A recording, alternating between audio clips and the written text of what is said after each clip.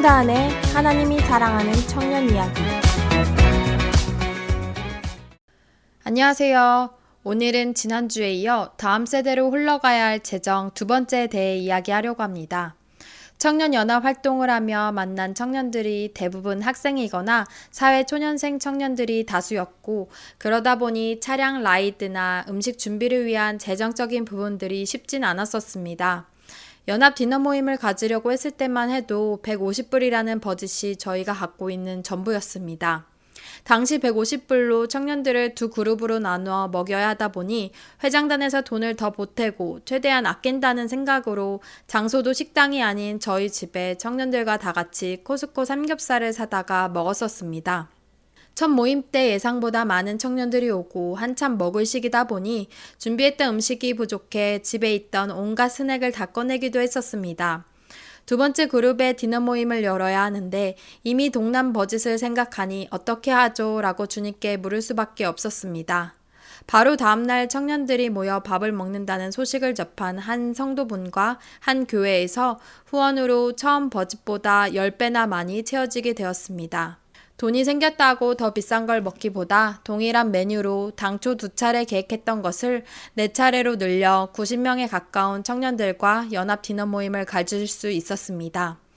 이 밖에도 한 신학교의 한인 학생의 수련에 필요한 부분을 일부라도 지원할 수 있었고, 교회를 찾고 있는 청년들을 조금이나마 지원할 수 있었습니다.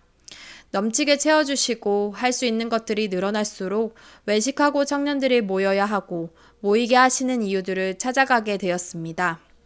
청년이 하나도 없는 교회에서 청년들을 소중하게 생각해 주셔서 후원을 해주시고, 또 다른 청년이 없는 한 교회에서도 시카고 청년들을 응원하고 싶다고 후원을 해주시기도 했었습니다.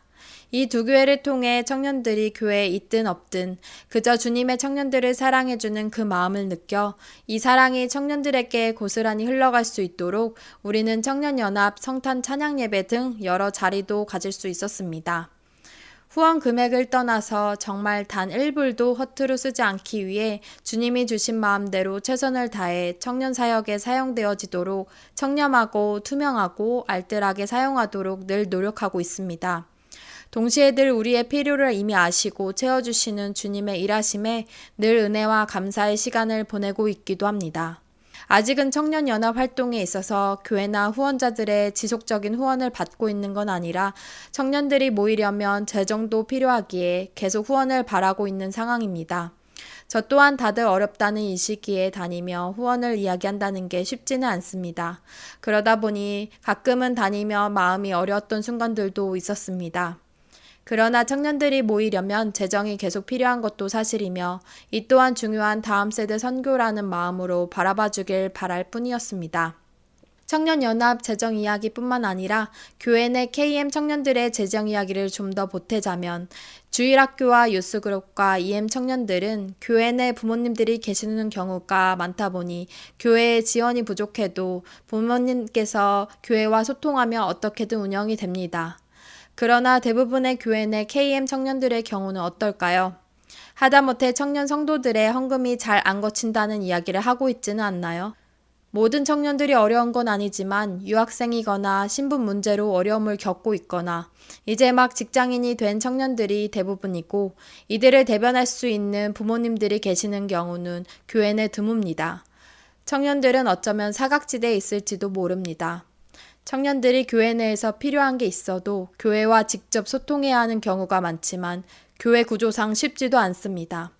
그렇기에 지난주에 이어 2차례에 걸쳐 짧지만 재정 이야기를 전하는 이유도 현재 우리의 재정이 다음 세대로 잘 흘러가고 있는지 점검할 수 있는 시간이 허락되길 바라는 마음이기 때문입니다. 선교헌금을 할 때 물질이 가는 곳에 마음이 간다는 이야기들을 합니다.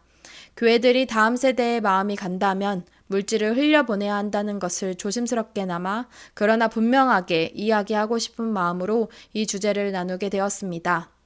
또한 청년 사역에 있어서 재정만이 문제가 아닙니다. 교회에 청년들이 줄고 있다는 것은 모두가 알고 있습니다.